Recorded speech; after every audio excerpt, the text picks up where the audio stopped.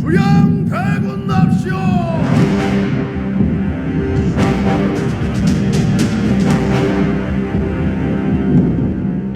한국 영화 3대 등장신으로 손꼽히는 이 장면. 모두가 이정재에게 시선을 빼앗길 때 화면 구석에 있던 이 인물. 수양대군의 등을 떠밀어 단종의 숨통을 끊게 만든 장본인. 악마도 한수 접을 정도로 지독했던 살인마 홍윤성입니다. 세조도 함부로 못할 만큼의 미친 권력을 대체 어떻게 손에 쥐었을까요? 홍윤성은 평택의 관료 가문의 둘째로 태어났습니다. 문무를 겸비한 능력자였죠. 하지만 치명적인 문제가 있었습니다. 실력은 최고인데 당시 권력의 정점인 김종서의 라인에 들어가지 못했던 겁니다. 비주류로 밀려났다는 분노는 안 그래도 다혈질이었던 그의 성격을 개차반으로 만들었습니다. 이런 인간이 권력을 손에 넣으면 어떤 일이 벌어질까요? 차남이라는 콤플렉스를 가진 수양대군, 올라가지 못하는 양민의 한계에 빡친 홍윤성. 조선의 비극을 불러온 이들의 결탁은 어찌 보면 당연한 결과였습니다. 제가 올해 꼭 이루고 싶은 소원이 하나 있습니다. 어떤 소원입니까? 왕이 되는 것이요.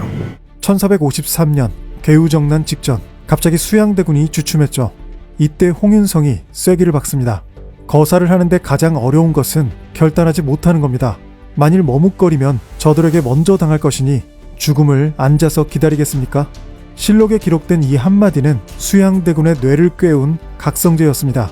수양대군은 곧장 김종서를 철퇴로 내려쳐 죽였고 어린 조카 단종의 왕자를 찬탈했습니다. 수양대군이라는 괴물의 목줄을 풀었던 건 바로 홍윤성이었죠. 어찌 내가 왕이 될 상인가? 왕이 된 세조는 홍윤성에게 살인 면제권을 부여했습니다. 이때부터 조선은 홍윤성의 사냥터가 됩니다. 말을 타고 문 앞을 지나는 양반을 죽였습니다. 땅을 뺏으려 아무 죄 없는 백성을 살해했습니다. 가장 소름 돋는 건 자신을 어릴 때부터 키워준 숙부까지 가차없이 죽였다는 사실이었죠. 고작 벼슬을 요구했다는 게 이유였습니다. 하지만 세조는 그럴 만한 이유가 있었겠지라며 위로금을 두둑하게 챙겨줬습니다. 세조의 미친 개였습니다. 군량미 30만 석을 횡령해도 세조는 눈 감아주었죠. 어느 날 술자리에서 세조가 경고했습니다. 자중하지 않으면 숙부를 죽인 죄를 물어 너를 처형하겠다. 홍윤성의 대답은 충격적이었습니다. 주상께서는 조카를 죽이지 않았습니까? 라고요. 얼어붙은 연회장. 하지만 세조는 허탈하게 웃어넘깁니다. 자신의 치부를 완벽히 공유한 이 살인마를 왕조차 건드릴 수 없었던 겁니다. 이런 사이코패스도 단 한 명에겐 순한 양이었습니다. 양주에서 만난 양반집 여인을 첩으로 들이려 겁박했을 때였죠.